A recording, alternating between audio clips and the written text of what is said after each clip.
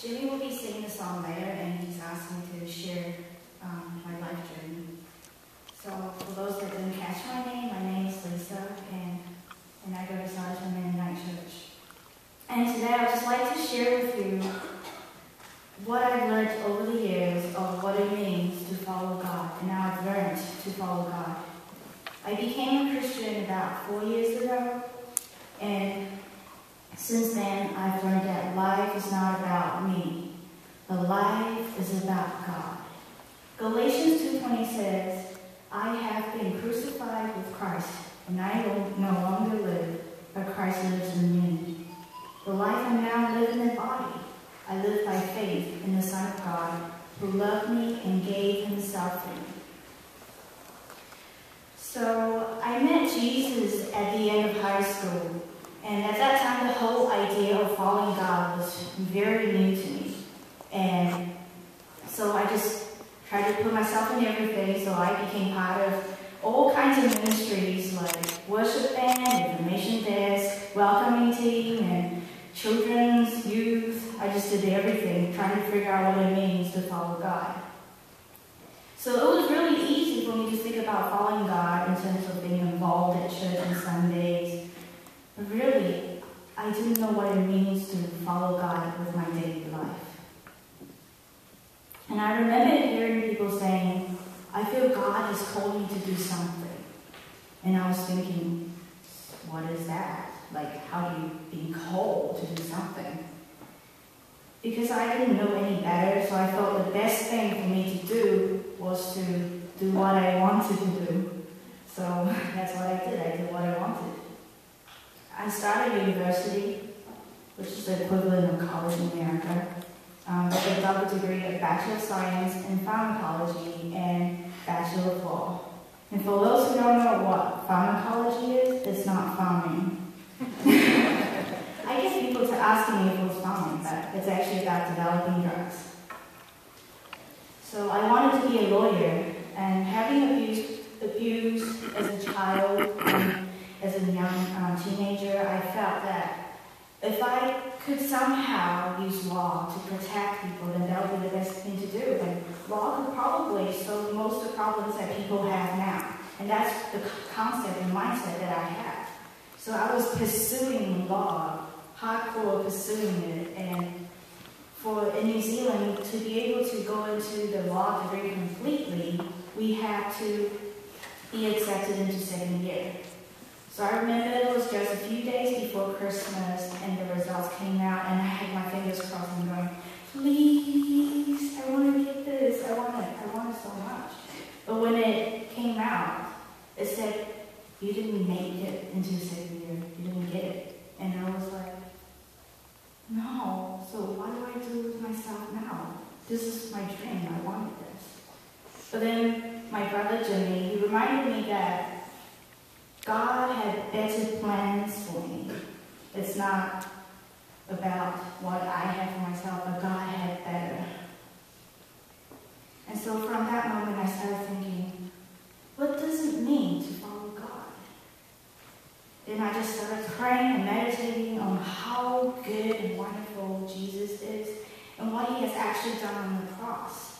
And that was the moment when I realized that I don't need to do this for myself. I do it for God.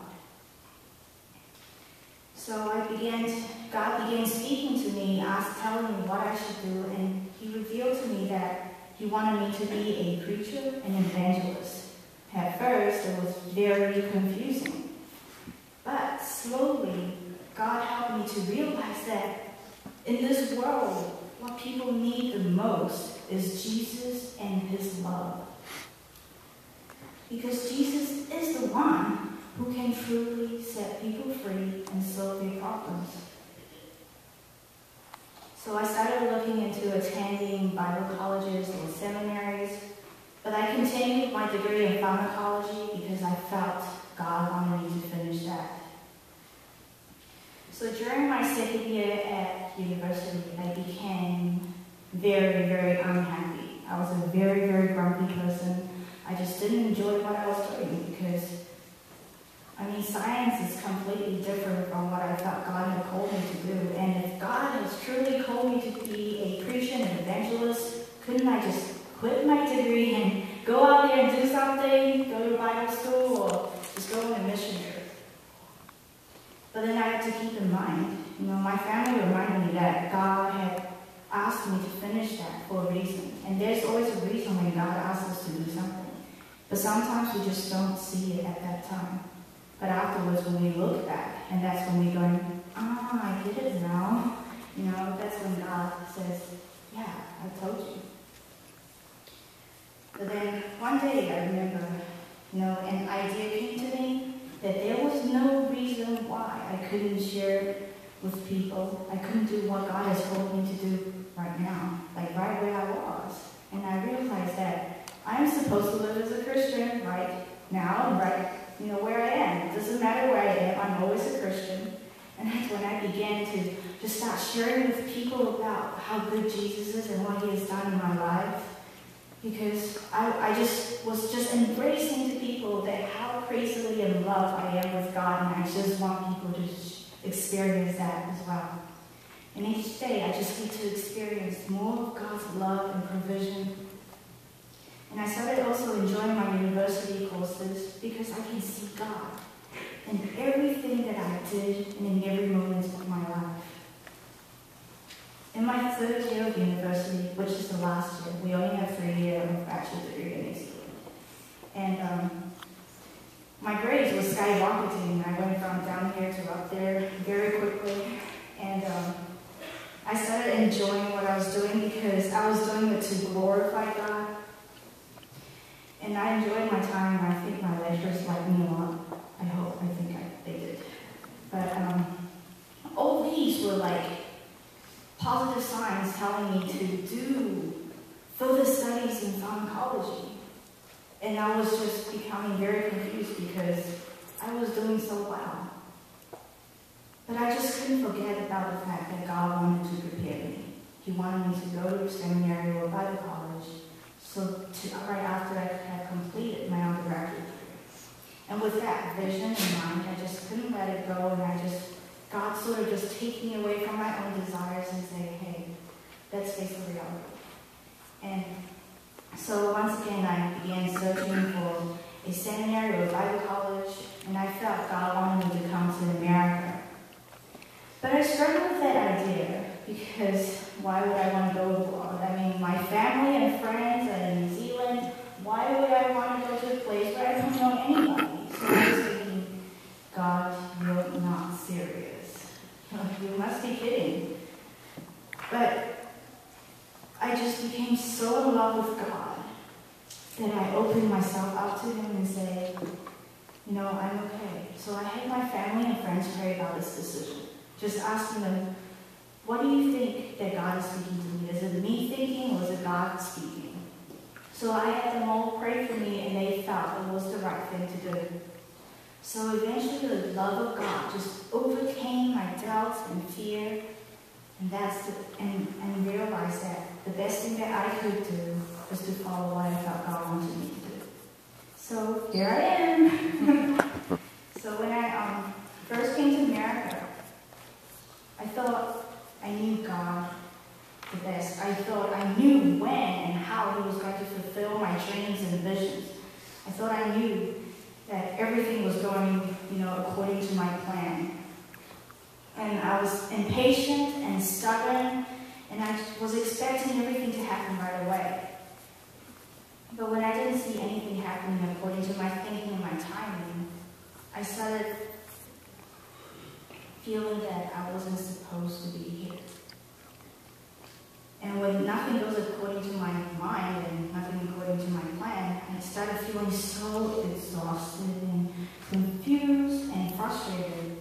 Because though I knew God has called me to be a preacher and evangelist, I was seriously stuck in many different ways. I was unable to find a church. I was unable to connect with people with whom I could share my dreams and visions with. But one day, I remember, I was in my room and I just fell on my knees. And I complained to God. Yeah, I complained. I said, God, this is what I'm going through. Help me. And I told him that I just couldn't see him working in my life. I just couldn't see it. And I wondered out loud that whether he has asked me to come here and whether I was doing the right thing, and I was just struggling so much to make sense of what was actually happening.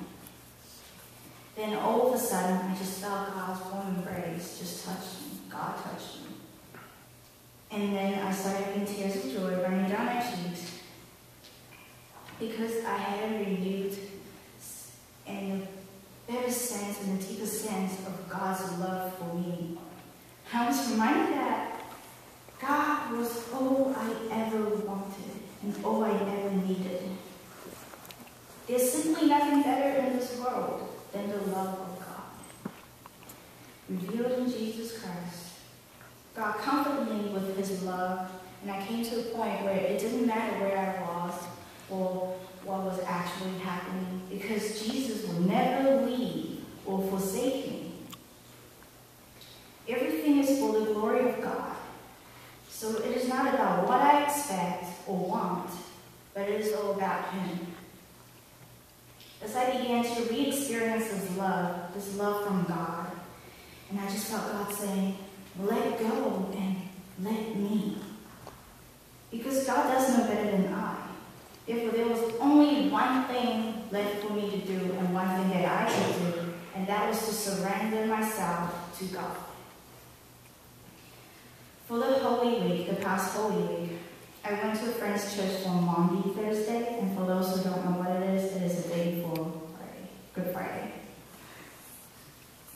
They had what was called stripping of the altar. So what they did was they took up all the decorations, and they turned off all the lights, and then they put out all the candles, and the room was just pitch dark, and it was bare, it was just empty, and it was very cold too. And at that moment, I wondered how painful it was for Jesus to know that he was going to be crucified soon. He could just fight back. He could just not follow the will of the Father. He could have just walked away, but he didn't. He stayed. He submitted himself to the Father so that we can be free from sin and death, so that we can all find life in him. I just couldn't hold back my tears as I just think about how wonderful Jesus is. Jesus is the best thing that has ever happened to me, and I believe it's the best thing that can ever happen to anybody. I don't ever want to lose Jesus. I want Jesus to be in every part of my life. Because, I'm only alive because Jesus gave me his life. Through his crucifixion and resurrection. With the abuse that I had gone through, I could have been dead a long time ago. But Jesus saved me. And if I didn't meet Jesus 4 years ago, I don't know where I would be, and I don't think I would be here today.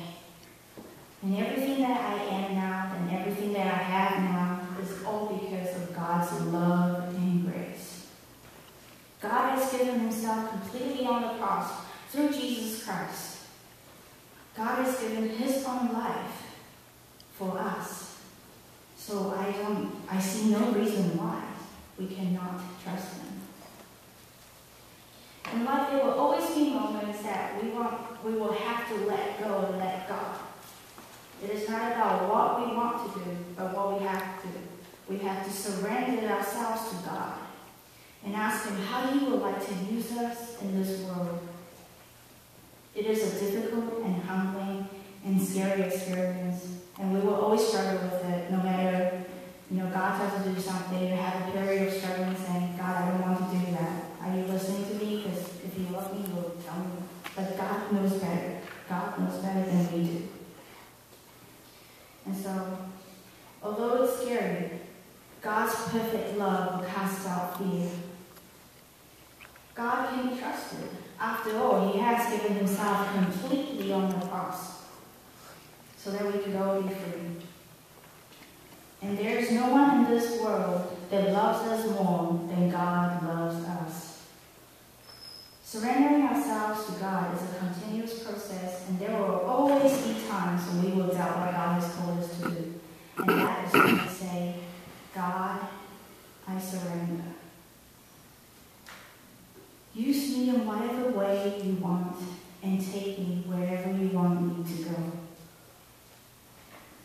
I pray that God's love will fill us so much today that we stop living for ourselves and our desires and start following Jesus.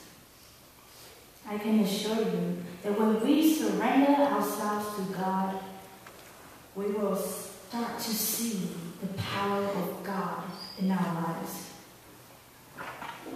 Now I'm coming to the end of my degree at Biblical Seminary, and that means I will be embarking on a new adventure, a new journey, but I don't know what's going to happen. I really don't know. But I learned that I can trust God, and He's the one that I should trust, because He knows better than I. Just because we cannot see what God is doing in our lives doesn't mean that He isn't working. God is so big. It is just practically impossible for our little human brains to fully understand Him and what He's doing in our lives. It can seem scary to surrender our lives to God. But there is no one better in this world to give our lives to than Jesus. It is always difficult to put God's desire before ours, but I pray that we will become so in love with God that we will really see and experience just how good God is.